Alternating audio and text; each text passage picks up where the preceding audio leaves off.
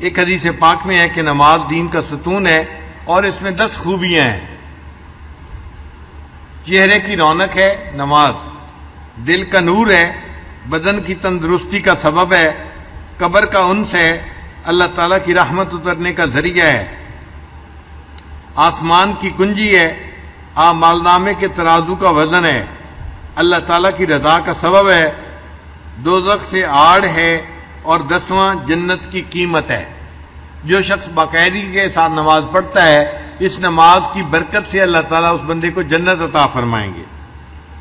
جس نے نماز کو قائم کیا اس نے دین کو قائم کیا، اور جس نے نماز کو چھوڑا اس نے دین کو گرایا۔ ایک حدیث مبارکہ میں ہے کہ اللہ تعالیٰ ان لوگوں کے لیے جو اندھیروں میں مسجد کی طرف جاتے ہیں قیامت کے دن ایک بلند نور کے ساتھ روشنی فرمائیں گے۔ ایک حدیث پاک میں ہے اندھیروں میں مساجد کی طرف چلنے والے وہی لوگ ہیں جو اللہ تعالیٰ کی رحمت میں داخل ہونے والے ہیں۔ ایک حدیث مبارکہ میں ہے کہ جب کوئی جماعت کے ساتھ نماز پڑھتا ہے پھر وہ کسی حاجت کا سوال کرتا ہے تو اللہ تعالیٰ غیرت کرتا ہے کہ وہ بے مراد واپس لوٹے، اللہ تعالیٰ اس بندے کی حاجت کو پورا کر دیتے ہیں۔ ایک حدیث پاک میں ہے کسی شخص کو اپنے گھر میں نماز پڑھنے کا ثواب 1 نماز کے برابر، محلے کی مسجد میں نماز پڑھنے کا ثواب 25 نمازوں کے برابر، جامع مسجد میں نماز پڑھنا 500 نمازوں کے برابر، مسجد اقصی میں نماز پڑھنا 5000 نمازوں کے برابر ہے، اور مسجد حرام جہاں بیت اللہ ہے وہاں نماز پڑھنا 1,00,000 نمازوں کے برابر ہے۔ ایک حدیث پاک میں ہے کہ جس شخص نے 5 نمازوں کو جماعت کے ساتھ ادا کرنے پر محافظت کی وہ پل صراط سے چمکنے والی بجلی کی مانند تیزی کے ساتھ گزر جائے گا۔ اللہ اس کا حشر سابقین کے پہلے گروہ میں فرمائیں گے۔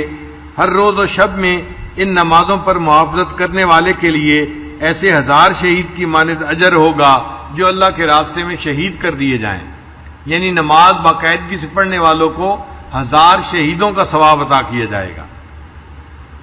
پھر نماز جو ہے اس کو تعدیل ارکان کے ساتھ پڑھنا۔ تعدیل ارکان کہتے ہیں رکوع سجود کو ٹھہر ٹھہر کے تسلی کے ساتھ ادا کرنا۔ مکتوبات معصومیہ کی عبارت ہے، مخبر صادق علیہ الصلوۃ والسلام نے فرمایا ہے کہ چوروں میں سب سے بڑا چور وہ ہے جو نماز میں چوری کرتا ہے۔ صحابہ نے عرض کیا یا رسول اللہ صلی اللہ علیہ وسلم اپنی نماز سے کوئی کس طرح چراتا ہے؟ نبی علیہ السلام نے فرمایا نماز میں چوری یہ ہے کہ نماز کے رکوع سجود کو اچھی طرح ادا نہیں کرتا۔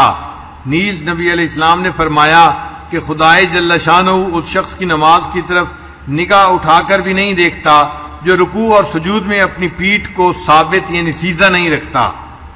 اور نبی علیہ السلام نے ایک شخص کو نماز ادا کرتے ہوئے دیکھا کہ رکوع و سجود پوری طرح ادا نہیں کر رہا، تو آپ صلی اللہ علیہ وسلم نے اس سے فرمایا کیا تو اللہ تعالیٰ سے نہیں ڈرتا؟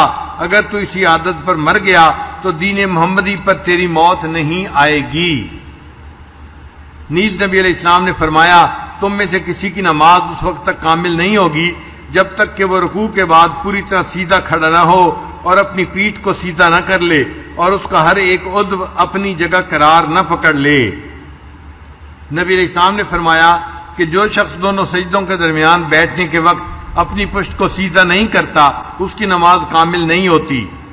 نبی علیہ السلام ایک نمازی کے پاس سے گزرے، دیکھا کہ وہ احکام و ارکان قوم و جلسہ پوری طرح ادا نہیں کر رہا تھا، تو آپ صلی اللہ علیہ وسلم نے اس سے فرمایا اگر تو اسی عادت پر مر گیا تو قیامت کے دن تجھ کو میری امت میں سے نہ لیا جائے گا۔ اور دوسری جگہ فرمایا اگر تو اسی عادت پر مر گیا تو دین محمدی پر تو نہیں مرے گا، کیونکہ تیری نماز جو ہے وہ پوری نہیں ہے۔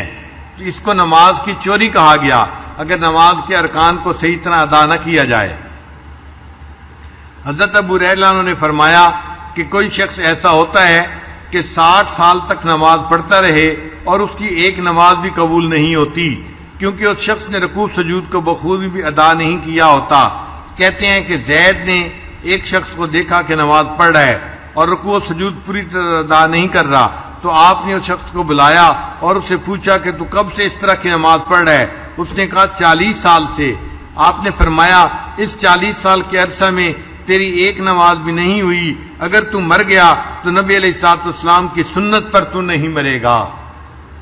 تو تعدیل ارکان کا خیال رکھنا کتنا ضروری ہے۔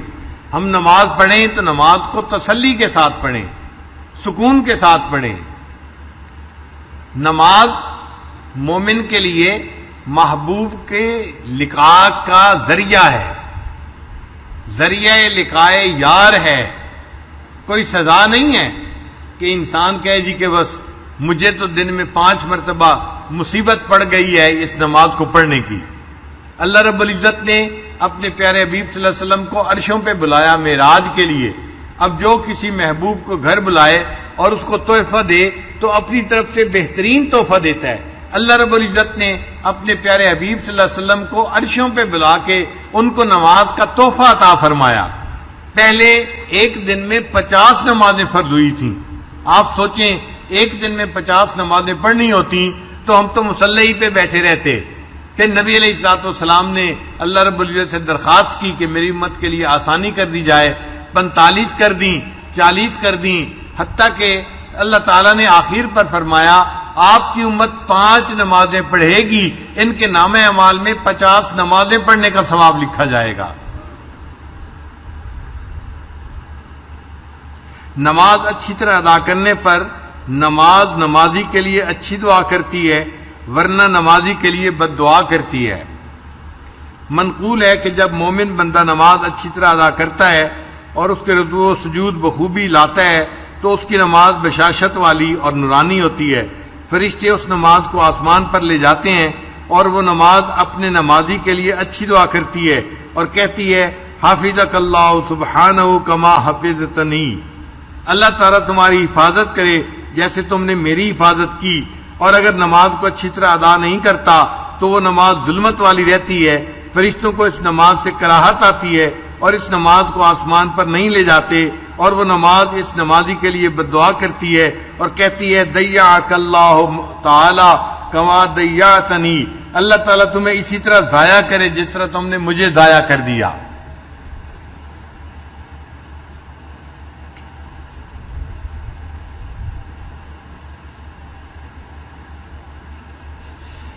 نماز کو کامل طور پر ادا کریں اور تعدیل ارکان کو طمانینت کے ساتھ ادا کرنے میں کوشش کریں، کیونکہ اکثر لوگ اس دولت سے محروم ہیں اور یہ عمل متروک ہو رہا ہے۔ اس عمل کا زندہ کرنا بھی دین کی اہم ضروریات میں سے ہے۔ سرور عالم صلی اللہ علیہ وسلم نے فرمایا جو شخص میری کسی مردہ سنت کو زندہ کرتا ہے اس کو 100 شہیدوں کا ثواب ملتا ہے۔